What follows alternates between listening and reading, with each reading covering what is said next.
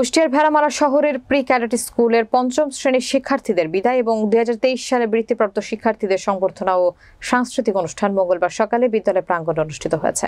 বিস্তারিত দেখুন ভেড়ামারা প্রতিনিধি সাইফুল ইসলামের তথ্যচিত্রে। প্রতিষ্ঠানের পরিচালনা পরিষদের সভাপতি জাহাঙ্গীর হোসেন জুয়েলের সভাপতিত্বে অনুষ্ঠানে প্রধান অতিথি হিসেবে উপস্থিত ছিলেন ভেড়ামারা উপজেলা নির্বাহী অফিসার রফিকুল ইসলাম। বিশেষ অতিথি হিসেবে উপস্থিত ছিলেন উপজেলা প্রাথমিক শিক্ষা কর্মকর্তা মোহাম্মদ জালাল উদ্দিন, সহকারী শিক্ষা কর্মকর্তা মোহাম্মদ শহীদুল ইসলাম, সহকারী শিক্ষা কর্মকর্তা মোসাম্মদ ইয়াসমিন খাতুন।